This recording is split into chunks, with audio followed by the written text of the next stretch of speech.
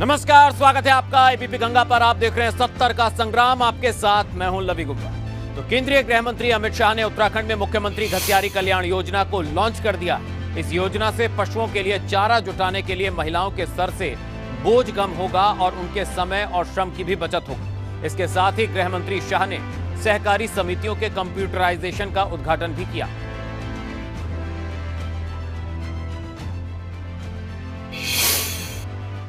हम जानते हैं इस देवभूमि में पहाड़ की चोटियों पर विपरीत मौसम के अंदर गाय को चारा डालना है, भैंस को चारा डालना है, हमारी माताओं बहनों को चारा लाने में कितनी दिक्कत आती है। यहां पर लगभग 1000 एकड़ की खेती और 2000 किसान ये मक्के की खेती करेंगे और उसमें से एकदम साइंटिफिक तरीके से पौष्टिक पशु आहार बनाने की यहां पर योजना हुई है। 1 लाख किसानों तक इसका फायदा पहुंचने वाला है। पूरे हिंदुस्तान के अंदर ये पहला राज्य उत्तराखंड है जहां पर अब आने वाले दिनों में आज से 2 रुपए किलो में चारा मिलेगा। लगा 75% सब्सिडी सरकार इसके लिए वहन करेगी। निश्चित रूप से मैं सभी विभाग के अधिकारियों का भी धन्यवाद करना चाहता हूं। हमारे यहाँ पर सरकार ने बहुत सारी योजनाएं चलाई हैं, लगातार हमने फैसले लिए हैं। पहले की सरकारों में बड़ी बड़ी बातें होती थी, बड़ी बड़ी घोषणाएं होती थी। तो जनसभा के संबोधन के दौरान अमित शाह ने विरोधियों पर प्रहार किया। अमित शाह ने कहा कि पहाड़ के युवाओं को यह याद रखना चाहिए कि उन पर गोली किसने चलवाई थी। देवभूमि का ये वीर भूमि उत्तराखंड की रचना करने का काम श्रद्धेय अटल बिहारी वाजपेयी जी ने किया। न जाने कितने युवा ये आंदोलन करते करते मांग पर, उत्तराखंड की मांग पर शहीद हो गए। उस वक्त भारतीय जनता पार्टी भी उत्तराखंड के युवाओं के साथ मांग को बुलंद करें। मैं सिर्फ स्मरण करना चाहता हूं मित्रों, उत्तराखंड के युवाओं पर गोली किसने चलाई। और इसके साथ ही अमित शाह ने कांग्रेस पर करारा प्रहार किया।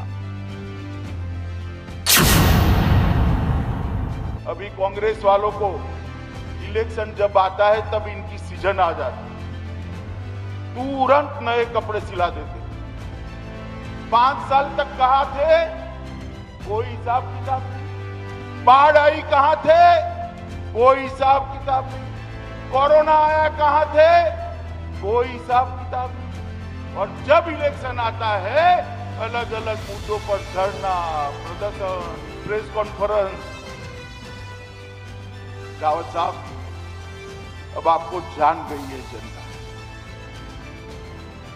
तो गृह मंत्री ने कांग्रेस से सवाल पूछा कि वो भाजपा से उसके कार्यकाल का हिसाब मांगती है, मगर कांग्रेस को भी अपने कार्यकाल का हिसाब देना चाहिए।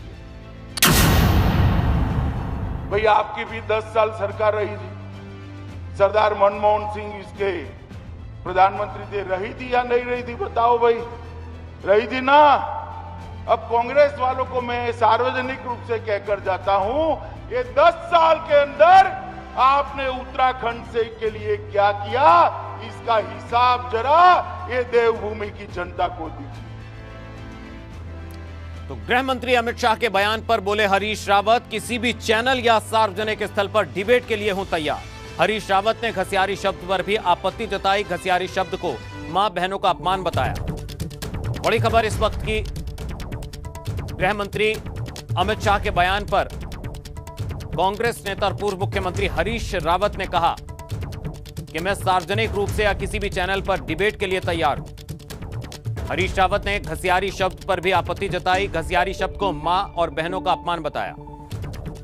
डिबेट के लिए चुनौती दी है तो ये मेरा सौभाग्य है। किसी भी चैनल पर आ जाएं, किसी भी सार्वजनिक स्तर पर आ जाएं, मैं अकेले वहाँ पहुँच जाऊँगा। यूँ मैं अपने को उनकी योग्यता और उनके पद की गरिमा से बहुत छोटा मैं समझता हूँ।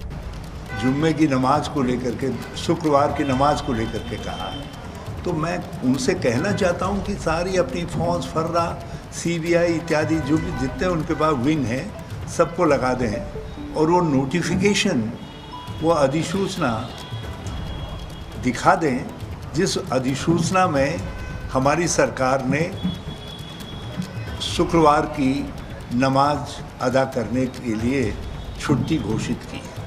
तो कि कोई भी छुट्टी, वो 1 घंटे की भी छुट्टी होती है तो उसका नोटिफिकेशन बाकायदा जारी करना पड़ता है।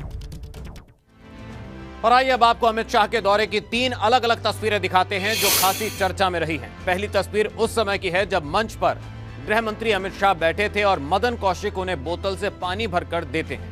तो वहीं एक और तस्वीर उस वक्त की है जब भाजपा के खानपुर से विधायक कुंवर प्रणव सिंह चैंपियन मंच पर आकर कुर्सी पर बैठ जाते हैं। कहा जा रहा है कि उनका नाम मंच पर बैठने वालों की सूची में नहीं था, लेकिन जिस वजह से सुरक्षाकर्मी उन्हें वहां से जाने के लिए कहते हैं। एक और तस्वीर उस समय की है जब Amit Shah jolly grant airport पहुंचते हैं। उनके सम्मान के लिए मंत्री रेखा आर्या भी जॉली ग्रांट पहुंचती हैं, मगर उन्हें वापस लौटना पड़ता है क्योंकि सम्मान करने वाले नेताओं की लिस्ट में उनका नाम भी शामिल नहीं था।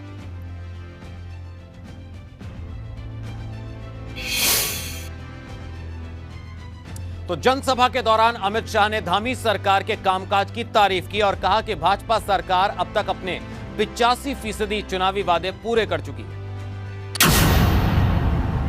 घोषणा पत्र को लेकर कोई भी स्टडी कर दे, हमने 85% से ज्यादा हमारे वादे समाप्त कर दिए। तो 85%। और मैं यहां पर चैलेंज देकर जाता हूं रावत साहब को कि रावत साहब, आप कांग्रेस में थे, उसका घोषणा पत्र था, आपकी सरकार में रहते, मुख्यमंत्री के नाते सारी घोषणाओं थी, इसका सूची बना दो। मैं मेरे युवा मोर्चा के अध्यक्ष को भेजता हूं, यहां हो जाए देहरादून के चौराहे पर 2-2 हाथ एक बार चर्चा। तो अमित शाह के दौरे से भाजपा के विधायक उत्साहित नजर आ रहे हैं। साथ ही विधायकों का कहना है कि घसियारी योजना की शुरुआत से पहाड़ की महिलाओं को काफी फायदा मिलेगा। घसियारी योजना है, इसका लाभ लोगों को मिलता है क्योंकि हमारी पहाड़ की भौगोलिक स्थिति ऐसी है, कभी ऐसी घटनाएं हो जाती हैं, पांव फिसल के किसी की डेथ हो जाती है, उसका ये लाभ मिलेगा।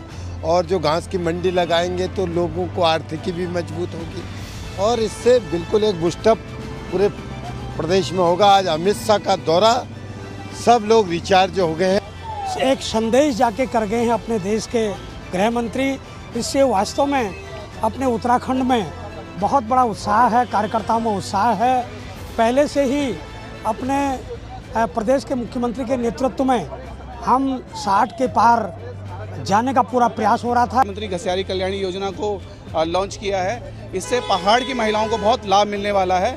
और किस प्रकार से पहाड़ के जो पौष्टिक आहार है, हम पौष्टिक आहार खिलाकर दुग्ध जो जानवर हैं उनसे, दुग्ध जो पशु हैं उनसे जो है कि अच्छा दुग्ध उत्पादन। अमित शाह के दौरे से भाजपा कार्यकर्ता जोश में भर गए हैं। शाह के दौरे से भाजपा कार्यकर्ता काफी उत्साहित नजर आए। क्या कुछ कहना है कार्यकर्ताओं का, उनसे बात की हमारे संवाददाता पंकज राणा ने।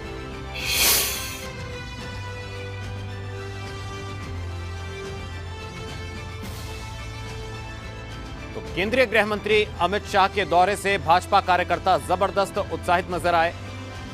तो हमारे संवाददाता ने उनसे बातचीत की और चुनाव से ठीक पहले यह दौरा काफी अहम माना जा रहा है। तो जबरदस्त उत्साह देखने को मिला भाजपा कार्यकर्ताओं में। तो जनसभा के दौरान विरोधियों पर अमित शाह ने प्रहार किया, कहा हमसे हिसाब मांगने वाले अपने कार्यकाल का हिसाब किताब दें। भाजपा सरकार ने अपने 85% वादे पूरे किए। तो कल्याणकारी योजनाओं का भी उद्घाटन किया अमित शाह ने और कार्यकर्ता जबरदस्त उत्साह में दिखे।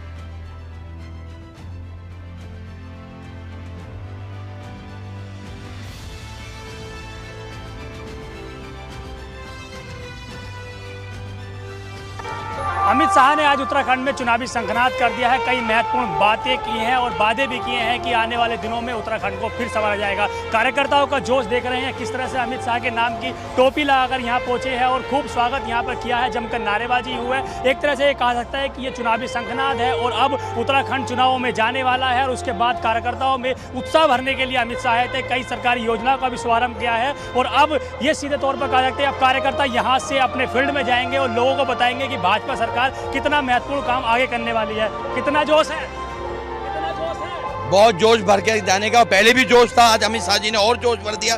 2022 में भारतीय जनता पार्टी की सरकार बनेगी, इन भावनाओं के साथ यहाँ से जाएगी। अब तो महिला हैं, क्या क्या कह गए हैं अमित शाह, क्या बता के गए हैं, कितना लाभ मिलने वाला है? सभी योजनाओं के हम 60 पार जाने वाले हैं। हमें कुछ और नहीं करना, हमने 60 पार जाना है और जीत हासिल। और कई बात भी कही है, मुख्यमंत्री कल्याणी घसियार योजना का शुभारंभ किया, कितना लाभ मिलेगा? क्यों नहीं, महिलाएं पहाड़ की महिलाएं हैं जो बेचारी घर में घास लाती हैं, सब कुछ जानवरों को पालती है। अब उनको कम से कम रोजगार के लिए थोड़ा पैसा मिलेगा तो उनके लिए सुविधाएं हो जाएंगी। मोदी सरकार के महिलाओं के लिए इतना कुछ किया है, उसके लिए बहुत बहुत धन्यवाद। अब क्या करने वाले हैं अमित शाह? बहुत सारी बातें कह गए हैं, ग्राउंड में जाएंगे, क्या क्या कहोगे? जी, अमित शाह जी का जो आज का जो हमारा यहाँ पे जो आज पूरे उत्तराखंड में जोश भर के गए हैं, उससे हम 60+ का वादा जो आज 60+, ये देखिए जो ताज लगा है, ये यही बार बार कहलाता है अब की बार 60 पार। जन्नी सैलाब था, आज आपने देखा नहीं कितना सैलाब उमड़ा।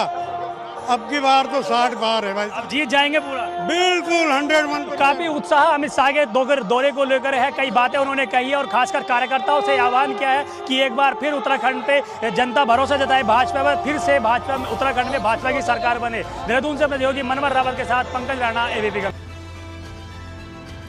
भाजपा कार्यकर्ताओं में अमित शाह के दौरे के बाद जबरदस्त उत्साह देखा गया। 70 का संग्राम में अब बात रुद्रपुर विधानसभा की। इस सीट पर फिलहाल भाजपा का कब्जा है और राजकुमार ठुकराल विधायक है, मगर इस बार जनता का मूड क्या है, आज बात इसी पर होगी।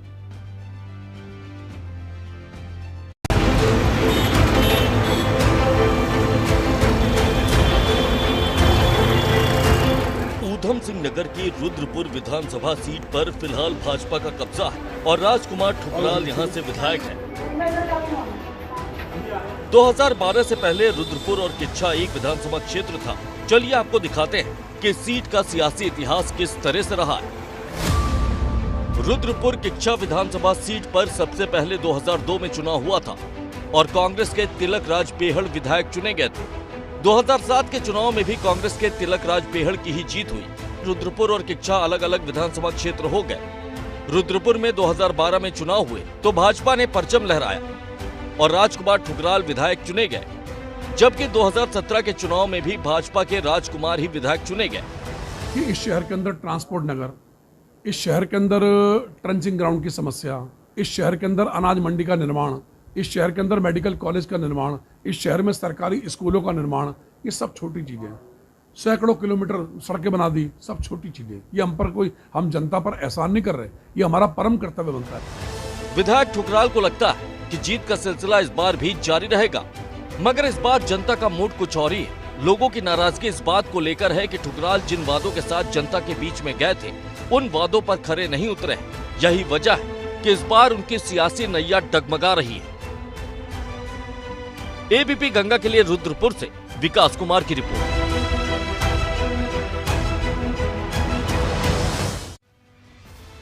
और आइए अब आपको दिखाते हैं 2017 के विधानसभा चुनाव में नतीजा क्या रहा था। भाजपा ने राजकुमार ठुकराल पर दांव खेला और कांग्रेस से तिलक राज बेहड़ चुनावी मैदान में उतरे, लेकिन राजकुमार ठुकराल ने चुनाव में जीत हासिल की और कांग्रेस के तिलक राज बेहड़ चुनाव हार गए।